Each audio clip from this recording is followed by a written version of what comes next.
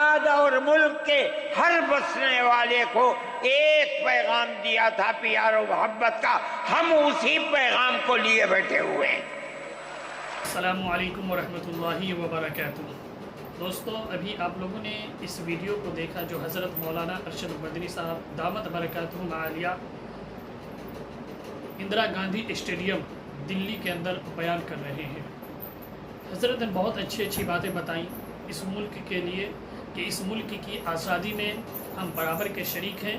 ایسا نہیں ہے کہ ہم اس ملک کے لیے کچھ نہیں کیا ہے، بلکہ انہوں نے یہ بھی بات بتائی کہ اب برابری کی بات ہوگی، اب جب بھی بات ہوگی برابری کی بات ہوگی۔ بہت کچھ ہو گیا اور بہت کچھ ہم لوگوں نے برداشت کر لیا، اس لیے اب برداشت کرنے کی طاقت نہیں ہے۔ اب ہم لڑیں گے اور میدان میں آئیں گے اور اپنا حق لے کر رہیں گے۔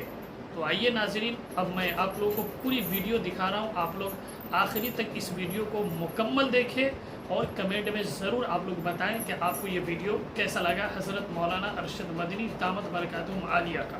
علماء ہند کی ایک تاریخ ہے اور ایسی تاریخ ہے اپنے اس ملک کے لیے جو کسی دوسری ہندو مسلم پارٹی کے پاس نہیں ہے۔ علماء نے اس ملک کی آزادی کے لیے اگر آپ ان کی تاریخ کو پڑھیں گے تو آپ کو اندازہ ہوگا کہ ان کی اس ملک کی آزادی کے لیے قربانیاں 150 سالہ قربانیاں ہیں۔ کوئی اس ملک کے اندر ہندو مسلم ایسی پارٹی نہیں ہے جس کی تاریخ ایسی قربانیوں کی تاریخ ہو۔ حضرت شاہ عبدالعزیز صاحب محدث دہلوی نے 1803 میں آواز بلند کی تھی کہ ہمارا ملک غلام ہو گیا، اس غلام ملک کو آزاد کرانا اس ملک میں بسنے والے ہر مسلمان اور ہر شخص کا فرض ہے۔ کوئی مائی کا لال نہیں تھا جو انگریز کی طاقت کے سامنے آزادی ملک کا نعرہ بلند کر سکتا۔ ایک مسلمان عالم دین نے اسی دلی کے اندر اس نعرے کو بلند کیا، اس کی جائیداد قلق کر لی گئی، اس کے مدرسے کو دفن کر دیا گیا، اس کو دلی بدر کر دیا گیا، لیکن یہ مسلمان ایسے نہیں تھے جو کسی ملک کے پیسے یا اس کی سطوت اور اس کی طاقت کے سامنے سر جھکا دیتے۔ جو انہوں نے اپنا موقف اختیار کیا تھا پتھر کی چٹان کی طرح، اسی طرح اس موقف کے اوپر کھڑے رہے۔ سب سے پہلا جہاد سن 1932 کے اندر ہوا، ہندوستانی لوگ تو جانتے بھی نہیں، اور اس کے اندر لوگ مر گئے، ختم ہو گئے۔ شاہ عبدالعزیز صاحب کے رشتے کے، ان کے قریب، ان کے اولاد میں شاہ اسماعیل شہید اور رائے بریلی کے شاہ احمد شہید دونوں کے دونوں ختم ہو گئے، شہید ہو گئے بالا کوٹ کے میدان میں۔ لیکن پیچھے نہیں ہٹے۔ وہ لوگ جو بچ کر آئے تھے سن 1857 میں پھر جہاد کر دیا، اور اس کے اندر صرف اسی دلی کے اندر 33,000 مسلمان شہید کیے گئے، اور لال قلعے سے لے کر جامع مسجد تک درختوں کے اوپر ان کی لاشوں کو لٹکا دیا گیا۔ یہ مسلمان کی تاریخ ہے، علماء کی تاریخ ہے۔ بتائیں کون ہے جس کی زندگی کے اندر یہ تاریخ مل سکتی ہے؟ میں کہتا ہوں لاکھوں آدمی کے سامنے کہتا ہوں، کوئی مائی کا لال ہے جس نے اس ملک کی اس طرح خدمت کی ہو جس طرح مسلمان علماء نے خدمت کی ہے؟ میرے بھائی، جمعیت علماء انہی مجاہدین کی بنائی ہوئی جماعت ہے، ہم تو ان کے جوتے سیدھے کرنے والے ہیں۔ ہمارا کیا کام ہے؟ ایک ہی کام ہے کہ انہوں نے جو جمعیت کی بنیاد کے اندر ہندو مسلم اتحاد اور ملک کے ہر بسنے والے کو ایک پیغام دیا تھا پیار و محبت کا، ہم اسی پیغام کو لیے بیٹھے ہوئے ہیں۔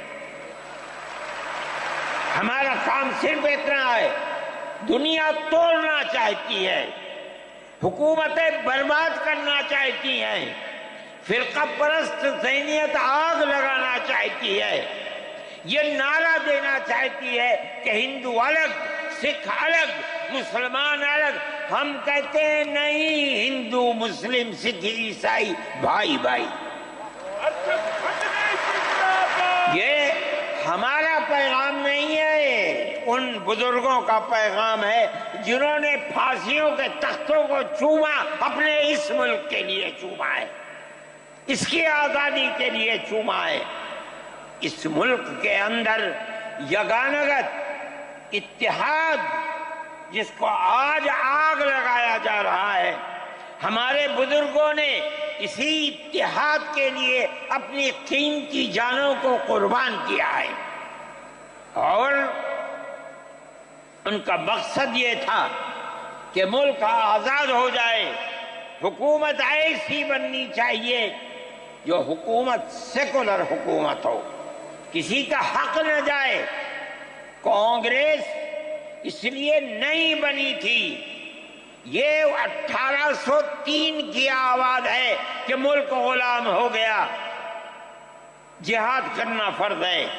کانگریس کا تو وجود بھی نہیں تھا، کانگریس تو 28 دسمبر 1985 کو بنی ہے، اور اس کا پہلا اجلاس بمبئی کے اندر ہوا ہے۔ آپ لوگ سمجھیں اس کو، کانگریس ملک کو آزاد کرانے کے لیے نہیں بنی تھی، کانگریس کی تجویز موجود ہے۔ وہ کہتے ہیں کہ ہندو مسلم ملک کے بسنے والوں کی اس جنگ و جدال سے دو جہاد، سن 32 کا 1857 کا، اس جہاد کے نتیجے میں جو برطانیہ کی حکومت اور ہندوستان کی حکومت میں دوری پیدا ہو گئی ہے، کانگریس کا مقصد تھا کہ اس دوری کو ختم کر دیا جائے، ملک کو اپنے گردن سے زنجیر غلامی کی نکال کر توڑ دیا جائے، کانگریس کا مقصد نہیں تھا۔ میں آپ سے کہتا ہوں یہ بات ہے، اور کانگریس کی تجویز میں موجود ہے، کوئی اس کی تردید نہیں کر سکتا۔ کسی نے حضرت گنگوہی رحمت اللہ علیہ سے پوچھا کہ ایک جماعت بنی ہے جو ہندوؤں نے بنائی ہے انگریز کے ساتھ مل کر، کیا مسلمان اس جماعت میں شریک ہو سکتا ہے؟ حضرت نے فتویٰ دیا اور یہ کہا کہ جس طرح اپنے کاروبار میں ہندو مسلمان شریک ہو سکتا ہے، اسی طرح اس پارٹی کے اندر بھی ہندو مسلمان شریک ہو سکتا ہے، بشرطے کہ دین کو کوئی نقصان نہ پہنچے۔ اس فتوے کا نام ہے نصرت الابرار، جو پرانی یونین مکتبیں ہیں، لائبریریاں ہیں، یہ آج بھی وہاں موجود ہے۔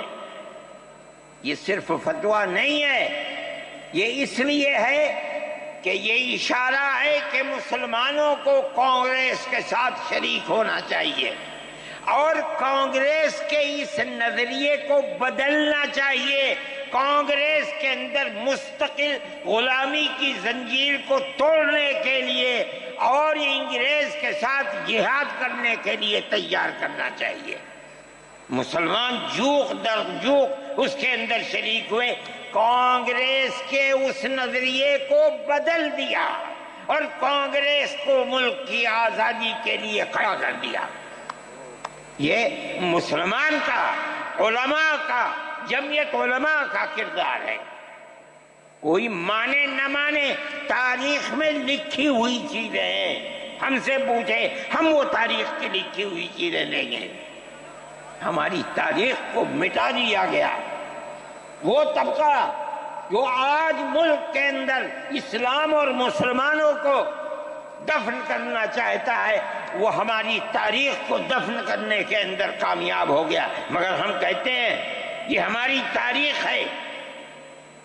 میرے بھائی، ملک اسی طرح چلتا رہا، جیسے جیسے آزادی قریب آتی رہی، جمعیت علماء ہند وہ تنہا ایک جماعت تھی جو برابر موتی لال نہرو، جواہر لال نہرو، گاندھی جی سے یہ بات کہتی رہی کہ ہمیں ضمانت دو، ہم 143 سال ہیں ہماری زندگی، جہاد کی زندگی، ہمیں یہ ضمانت دو کہ ملک آزاد ہوگا تو اس کا کردار سیکولر کردار ہوگا، دستور سیکولر دستور ہوگا، جس کے اندر ہندو، مسلمان، سکھ، پارسی، عیسائی ہر ایک کو اپنے مذہب کے ساتھ جینے کا حق ہوگا، اور حکومت کا کوئی مذہب نہیں